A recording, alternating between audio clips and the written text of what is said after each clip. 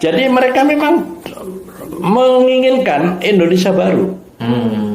Bukan Indonesia yang merdeka bangsa negara yang dibuat 18 Agustus 1945. Kayak gitu. Berarti secara tidak langsung negara kita saat ini negara baru, bukan negara Indonesia yang diharapkan pada saat kita merdeka. Ini negara baru. Dengan akte kelahiran baru. 10 Agustus 2002. Ya harus kita buka semua. Ada pepatah mengatakan kejahatan yang terorganisir pasti menang melawan kebaikan yang tidak terorganisir. Nah, kita selama ini tidak terorganisir. Kenapa? Diadu domba. Kita diadu domba. Apalagi dibuatlah produk dari Undang-Undang Dasar palsu itu adalah pilpres langsung, pilkada langsung. Itu ada salah satu teknik adu domba. Dari nama itu kan sebenarnya kita bisa melihat semangat. Kalau NKRI itu adalah ada semangat kesatuan di situ. Iya. Nah, ini semangat kesatuannya hilang. Begitu, berarti inspirasinya bukanlah atas dasar inspirasi bangsa-bangsa yang merdeka pada saat itu. Dan ada inspirasi lain yang. Dan tadi kan saya sebut ada orang yang di parlemen. Di luar parlemen juga ada LSM yang dibiayai oleh Amerika waktu itu bergabung membentuk koalisi Ornov untuk konstitusi baru. Konstitusi baru artinya mereka punya niat jahat membuat konstitusi baru memang. Tapi dibuat mirip karena tidak berani pakai nama baru. Itu yang saya gugat.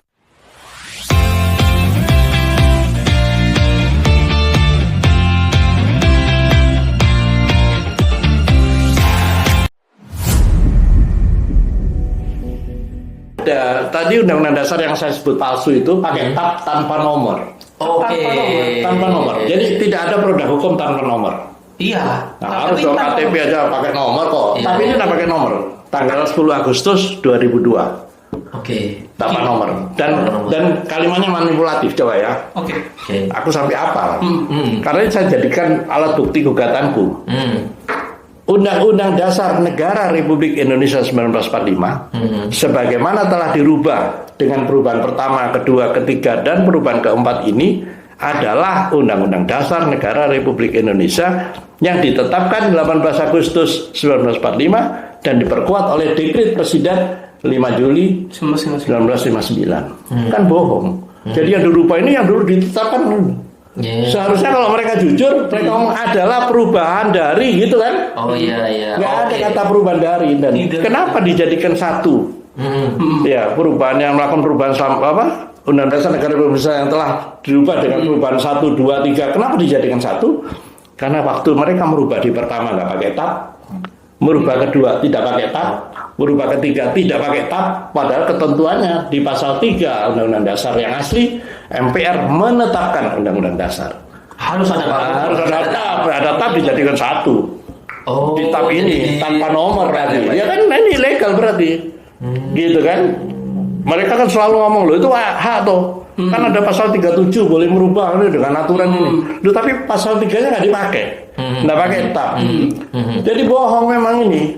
Jadi negara palsu ini, negara baru ini sudah didasari dengan kebohongan. Jadi kalau sekarang ribut-ribut dengan kebohongan, kepalsuan, ya wajar dong. Jangan kaget.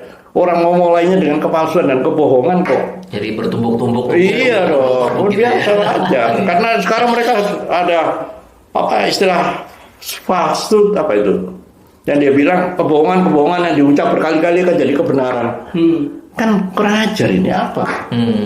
Kan gitu. Untung aku nggak maki-maki dengan cara Surabaya kan nggak ya? Tapi di podcast ini boleh tuh. Boleh. Ekspresikan Pak kalau gitu. Iya, dan kalau itu bohong, bener-bener bohong. Kalau ada Surabaya ngomong janjuan nih.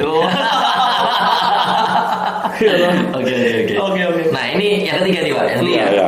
Undang-Undang Dasar 2002 cacat hukum, menghasilkan kehidupan berbangsa dan bernegara yang memburuk, serta mewujudkan tata kelola pemerintahan yang menyimpang dari Pancasila.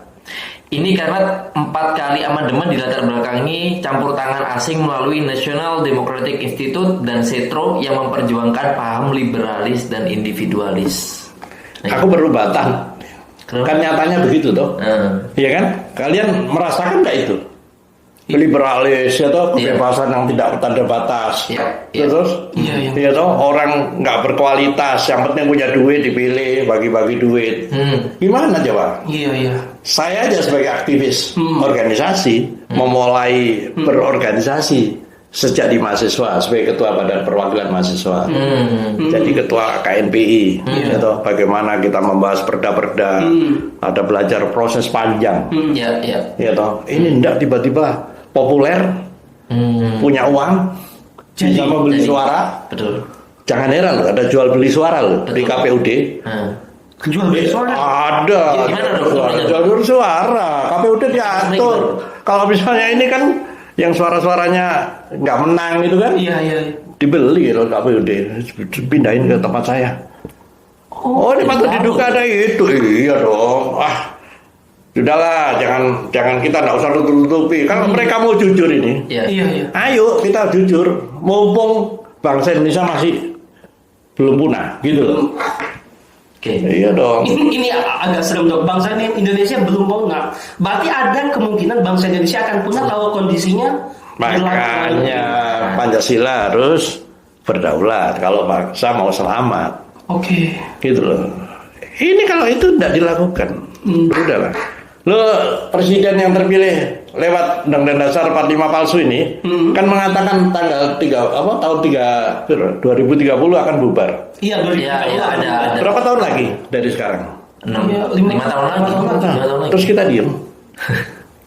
Berdosa enggak kita kalau kita diem? Negara kita dibiarkan bubar. Terus mereka yang sekarang mengelola negara ini sudah tahu tidak ada upaya kok. Iya toh. Mereka bacaan. Contoh aja, ada keputusan Mahkamah Konstitusi, meskipun saya nggak mengakui Mahkamah Konstitusi karena produk Undang-Undang Dasar 45 palsu. Ada keputusannya wamen dilarang merangkap jabatan. Sekarang merangkap komisaris semua. Bacaan ini loh. Ini benar-benar jantungan memang, asli jantungan. Ya banyak rakyat menderita di bawah. Aku kan hidup di bawah. Gitu loh. Saya tahu persis. Seharusnya rakyat kita sejahtera dengan kekayaan alam. Wah iyalah. Nggak bisa begitu. Udah diambil di atasnya. Kemarin tuh lihat tuh. Waktu Kejaksaan Agung memamerkan hasil citaannya. Wah, itu gila. Itu gila itu jantungan bener. Itu kayaknya cuma yang display cuma sebagian. Iya. Dan setelah itu hasil citaan itu larinya kemana kita nggak tahu juga. Betul. Nggak tahu. Betul. Udahlah, sudah berhentilah, jangan terus-terusan begini, gitu loh. Saya takut nanti kalau ada orang-orang bonek kayak peristiwa 10 November terjadi, apa yang kita harapkan, gitu loh. Saya khawatir terus terang dengan situasi yang begini. Mereka bermewah-mewah di sana, sementara yang di bawah menderita. Ini kalau kelaparan, ya. Ini kapitalisme ini. Contoh ojek online. Ini kapitalis, produk kapitalis. Bayangin, motor ojek online. Motor mereka sendiri, bayar bensin sendiri, gitu. Terus kesehatannya ada kesehatan dia sendiri, dipotong 25%. Janjuan nggak itu? Tuh. Ayo. Oke. Poin selanjutnya apa itu? Poin selanjutnya ini keempat nih. Sistem politik yang diamanahkan Pancasila dan Undang-Undang Dasar 1945 naskah asli adalah sistem politik tercanggih karena memposisikan MPR RI sebagai lembaga tertinggi. Nah, bayangin, ini satu-satunya di dunia. Kesepakatan para pendiri itu dulu. Kita mau pakai sistem apa? Sistem Amerika presidensial atau sistem Eropa parlementer, ya kan? Akhirnya sepakat, udah sistem sendiri aja. Sistem Indonesia, apa itu sistem MPR sebagai penjelmaan rakyat? Bayangin. Para pendiri itu begitu wise gitu loh. Ini dirusak oleh para pengkhianat ini. Dia merasa lebih baik pakai sistem demokrasi. Demokrasi apa? Tidak ada demokrasi, kita tidak mana demokrasi. Demokrasi bukan budaya kita. Budaya kita musyawarah untuk mufakat. Begitu loh. Kalau Bung Karno dalam pidato di PBB mengatakan namoso demokrasi itu karena tidak ada terjemahan yang pas untuk musyawarah itu tidak ada. Apalagi kebijaksanaan, hikmat kebijaksanaan dalam permusyawaratan perwakilan. Apa bahasa Inggrisnya? Ya, itu kekayaan bahasa kita juga loh. Nggak bisa terjemahkan dalam bahasa Inggris. Mungkin pada saat itu term yang lebih dekat adalah demokrasi. Iya, supaya audiens mengerti. Iya, tapi demokrasi bukan milik kita. Bukan milik kita, bukan budaya kita, bukan kultur kita gitu loh. Siapa lagi? Nah, yang kelima nih, dalam rangka menyelamatkan kehidupan bermasyarakat, berbangsa dan bernegara serta guna merespon geopolitik yang berubah-ubah serta tidak pasti, kembali ke Pancasila dan Undang-Undang Dasar 1945 adalah solusi terbaik dan benar. Karena jika melakukan amandemen kelima itu berarti berpijak pada produk konstitusi yang inkonsisten secara paradigmatik, teori, dan konsepsi. Maka adalah mustahil berpijak pada suatu produk pemikiran secara akademik tidak memenuhi syarat. Pola pikir yang fokus pada amandemen kelima adalah bukti pemikiran yang terindikasi makin menjauhkan Pancasila dalam kehidupan bermasyarakat, berbangsa, dan bernegara. Karenanya kita kembali ke Pancasila dan Undang-Undang Dasar 1945 lalu menambahkannya tanpa mengubah aslinya. Ya kan tadi sudah saya sampaikan ini kesepakatan para pendiri. Ya toh mereka itu dengan didorongkan oleh keinginan luhur, ya toh berkat rahmat Tuhan yang Maha Kuasa, akhirnya membuat negara. Bayangin diobrak-abrik begitu. Oke. Balilah ke jati diri kita. Ngomong geopolitik sekarang kok bingung sendiri. Orang kita dulu memimpin gerakan non-blok kok bingung. Asia Afrika. Iya gitu loh. Kita tuh pelopor kok sekarang jadi follower. Iya. Kok mengekor gitu loh. Terus kepribadian kita apa? Kita kepribadian sebagai bangsa itu di mana? Nggak ada. Sudah kedaulatan nggak ada. Kedaulatan apa politik nggak ada. Terus di dalam dunia ekonomi tidak berdikari, ya kita selalu impor, terus kebudayaan kita. Sekarang ngomong kedaulatan, saya mau tanya, berapa sih pendapatan kita dari APBN? Coba dihitung dengan dibagi oleh jumlah penduduk, kita cuma dapat berapa? 30.000, mana bisa hidup? Terus uang rupiah kita, apa berlaku di beberapa negara di luar? Tidak ada, dan diakui. Betul. Artinya ini negara apa gitu loh? Apa mau dilanjutkan? Mereka tetap enak berpesta pora kok di atas, berpesta, semua dicaloin gitu loh. Ini mental calo semua. Saya tahu kok. Semua jabatan itu ada calonnya. Bukan apa keahlian, bukan makanya makin rusak, bukan apa makin rusak. Karena ini relate dengan salah satu di dalam kepercayaan kita sebagai muslim ya dok, sesuatu yang tidak dikerjakan atau diurus oleh ahlinya maka kerusakan mengikuti setelahnya. Oh iya, gimana mau jadi ahli om dipilihnya dengan cara seperti judi kok? Gimana? Terus untuk biaya pakai uang sendiri, nggak bisa pasti pinjem. Dan pinjemnya pasti bunga. Pasti ada yang riba. Ya kan mau berkah gimana? Iya. Udahlah kembali aja. Apa sih sulitnya kembali? Masa enggak masih kurang kalian? Mau bawa harta kekayaan itu masuk liang kubur? Iya toh. Ada gunanya. Tapi begini untuk kita juga sempat berdiskusi dengan beberapa mahasiswa, kawan-kawan mahasiswa yang menjadi poin agak berat bagi mereka untuk kita kembali ke Undang-Undang Dasar 1945 karena ada barangkali luka ataupun peristiwa-peristiwa yang diglorifikasi di zaman Presiden Soeharto. Nah itu sesuatu yang karena mereka nggak paham aja. Ya, itu bagaimana kira-kira? Itu penyimpangan. Undang-Undang Dasar 45 yang asli itu tidak pernah dilakukan dengan benar, dengan murni dan konsekuen. Banyak penyimpangan gitu loh. Makanya kita harus kembali sesuai dengan yang dibuat oleh para pendiri bangsa ini. Undang-Undang Dasar 45 itu begini loh. Sistemnya gitu loh. Bagaimana merikut di MPR misalnya, bagaimana merikut utusan golongan, ada kriterianya. Utusan daerah ada kriterianya kan gitu. Kalau dulu kan ditunjuk-tunjuk oleh penguasa, nggak bisa begitu. Ya itu udah kekeliruan masa lalu. Tapi di dua orde itu Undang-Undang Dasar tetap melaksanakannya ada penyimpangan. Tapi di orde reformasi diganti. Undang-Undang Dasarnya diganti. Bukan cara melaksanakannya yang diganti. Makanya Saya juga punya hipotesa ya, sebutan Orde Lama, Orde Baru, Orde Reformasi itu politik Davide et Impera. Betul. Jadi soal kita dikotak-kotak. Iya, ini orang Orde Lama, ini Orde Baru, ini Orde Reformasi, padahal bajingannya sama. Iya. Oh. Pengkhianat di Orde Lama ada yang masih hidup jadi pengkhianat juga di Orde Baru. Betul. Bahkan ada juga yang hidup di Orde Reformasi tetap pengkhianat. Pejuangnya tetap sama. Jadi ini pecahan ini, gitu loh. Dan ini yang ngatur orang lain ini, bukan kita, gitu loh. Oke, nah sebenarnya kalau misalkan kita nih Pak kembali kepada Undang-Undang Dasar 1945 yang asli gitu ya berdasarkan dekret Presiden, kira-kira apakah kita hanya berhenti di sana atau sebenarnya kita perlu? Pasti dong ada perkembangan dong. Makanya dulu para pendiri itu sangat wise. Oke. Dulu ya pasal-pasal yang kurang jelas ada penjelasannya.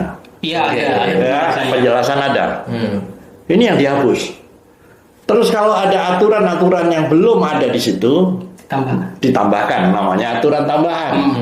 Kalau ada yang disesuaikan dengan perkembangan zaman, dibuat peraliannya, namanya aturan peralihan. Ini dihapus semua. Oh, yang baru ini Pak? Tidak ada, Undang Dasar baru, Undang Dasar palsu ini tidak ada, itu dihapus semua. Gitu loh. Dan dulu mereka buat kesepakatan akan dilakukan perubahan dengan cara addendum. Tapi kan tidak, dibongkar aja semua. Oh, ini benar-benar janjuan ini, benar. Revolusi senyap ini Pak ya? Iya, revolusinya pasti. Dan uangnya kalau dikatakan oleh Profesor Sofyan Effendi ini, ya kan, uangnya berkarung-karung. Dulu beliau disomasi, tapi tidak jadi, tidak berani somasi. Sekarang ditekan lagi beliau. Makanya kita dukung beliau ngomong tentang kepalsuan itu. Ini orang jujur ya dulu, memang akademisi, gitu loh. Ini, jadi masih banyak orang-orang jujur yang masih punya komitmen terhadap bangsa ini. Saya berharap kalian berdua juga punya komitmen gitu loh, masih punya masa depan itu kalian. Ayo bersama-sama. Kita yang senior-senior ini cuma bimbing dari belakang, ya kan? Itu kan Ki Hajar Dewantoro mengatakan begitu. Ing Ngarso sung tulodo, yang di depan memberi contoh. Ing Madya mangun karso, yang di tengah membangun semangat bersama, ya kan? Tuturi Handayani. Kalau sudah kita di belakang nano gitu kan. Sekarang tuturi Hanampani. Kan situ. Jadi ya sudahlah. Ini saya senang kalian bertanya pada saya. Saya bukan siapa-siapa, cuma pengen jadi manusia yang bermanfaat buat sesama gitu aja karena tuntunan agama saya begitu kan. Ya kan, dan saya berbuah. Saya mengalir sesuai mudah-mudahan saya dibimbing oleh Tuhan bagaimana saya berbuat sesuatu gitu loh. Udah nggak berpikir lagi ngerebut apa ini. Wah, kamu rusung gitu. Enggak lah, rezeki udah diatur kok. Iya. Iya, ibarat burung aja, kita keluar dari rumah, ya kan, pulang bawa makanan, ya. Jangankan manusia, cicak di dinding, ya, itu makanannya datang seekor nyamuk, lalu ditangkap. Bukan cicaknya nyari nyamuk, nyamuknya datang. Iya, kan ini kan filosofi yang luar biasa. Dari masa kita manusia diberi akal, karunia kita terbesar itu adalah akal kita. Masa kita tidak mensyukuri nikmat itu? Kita jangan jadi orang yang tidak bersyukur. Kenapa kita melempar biji pepaya jadi pohon pepaya kok? Kurang apa kita nih? Sebenarnya kita sudah bisa sangat makmur hidup lewat apa yang ada di atas tanah ya Dok. Iya, karena itu tadi tidak kenal dirinya, tidak kenal diri, akhirnya tidak tahu diri. Iya, tidak kenal diri. Bayangin aja, rasa bersyukur itu paling sederhana kan tentang oksigen. Iya. Kita di rumah sakit berapa oksigen? Satu tabung berapa itu Saya umur hampir 70. Iya. Berapa oksigen? Berapa tabung oksigen yang sudah saya pakai dengan gratis? Bayangkan kalau setiap minggu ada malaikat datang mengetuk pintu kita, tagihan oksigen apa dah? Biling gitu ya. Biling ya. Itu. Apa bersyukurlah. Ya kan, apalagi ayo lah. Yang penting mudah-mudahan pembicaraan ini ada manfaatnya buat para persawan ya, buat para. Saya senang kalian mengundang saya, ya kan, karena katanya itu cari panggung itu mana-mana podcast saya enggak minta kok. Iya. Diminta, maksud saya enggak menyenangkan orang itu kan ada harapan barangkali omongan saya bisa berguna kan. Iya. Iya, semakin tinggi pohonnya semakin besar. Semakin ya Pak. Makanya harus semakin begitu. Akhirnya bungkuk ya. Oke dok. Ini mungkin terakhir ya dok ya. Terakhir.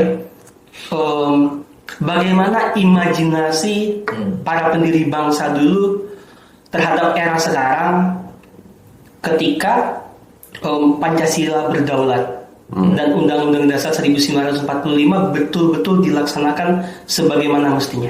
Ya, kita jadi negara adil dan makmur. Negara adil dan makmur sesuai cita-cita kan gitu. Oke. Ya toh, di pembukaan ada kan tujuan bernegara itu apa kan? Tertulis. Kesejahteraan umum. Ya toh? Kesejahteraan umum. Kecerdasan, ya kan? Ikut dalam perdamaian dunia. Loh, kita ini strategis loh. Iya. Dijalankan aja itu pembukaan itu dengan benar, ya toh? Itu luar biasa, itu bahasa yang luar biasa pembukaan Undang-Undang Dasar itu. Nggak bisa ditulis sembarangan itu. Coba diayati itu. Oke. Kalau kita mau berbangsa dan bernegara dengan baik, coba diayati kata demi kata dalam pembukaan Undang-Undang Dasar itu. Ini loh dicuri. Ditempelkan ke Undang-Undang Dasar palsu, dia tidak nyambung. Iya, tidak nyambung. Harus ganti sistem ya. Iya, ya harus balik. Ini kan lagi. sudah perubahan pasal-pasal, tidak nyambung lah. Oke, teman-teman kalian semua di kesempatan kali ini banyak hal-hal yang ternyata baru kita ketahui, bagaimana bentuk-bentuk manipulasi dan bagaimana di reformasi sampai sekarang, bahkan sejak orde lama, orde baru, para pengkhianat-pengkhianat dalam tanda kutip yang direkrut oleh asing itu sampai sekarang dan mereka berhasil. Masih beroperasi dan mereka berhasil. Ya, indikator berhasilnya apa? Kondisi yang sekarang kita rasakan sama-sama, begitu. Perpecahan terjadi di mana-mana, banyak yang kelaparan, yang banyak. Ya, kalau kita makin menjauh dari cita-cita proklamasi itu. Iya. Makanya kenapa saya tidak setuju amandemen perubahan 4 kali itu dia berubah lagi. Orang sudah tahu salah kok masih diteruskan. Ya balik dulu dong. Kalau kita nyasar, ya tahu balik dari awal, baru proyeksinya. Iya, betul. Tapi saya yakin mereka juga bukan maunya mereka sendiri, ada sponsor itu. Kalian belum selesai nih. Iya dok, berbicara sponsor kita agak spill dikit dok, ketika kita demo kemarin 2019 dan sampai sekarang kita mengikuti aktivitas kegiatan mahasiswa, ada juga dok sponsor-sponsor yang masuk ke kantong mahasiswa. Oh iya Pak. Itu terjadi dok, dan mungkin juga dulu juga terjadi juga. Tetaplah ada yang idealis, ada. Ya kan, jadi ada yang atasnya idealis, ya kan, bawahnya sini ke sini kapitalis, bawah perut liberalis ya. Oke, sampai jumpa di podcast kita selanjutnya dengan narasumber yang luar biasa. Kita akan menggali lebih dalam bagaimana Pancasila berdaulat, bangsa selamat. Saya mohon maaf dulu kalau kata-kata saya kurang berkenan. Saya menyampaikan apa yang ada di pikiran saya, di hati saya. Mudah-mudahan mulut saya, pikiran saya dan hati saya jadi satu. Sekali lagi mohon maaf. Terima kasih atas kesempatannya. Sama-sama dok. Dok, kita punya gerakan jargon ciri khas. Jadi agar dokter bisa juga ikut dengan kita di era kekinian. Jadi begini, ketika kita sebut salam sentris. Oh, sentris. Okay. Salam sentris.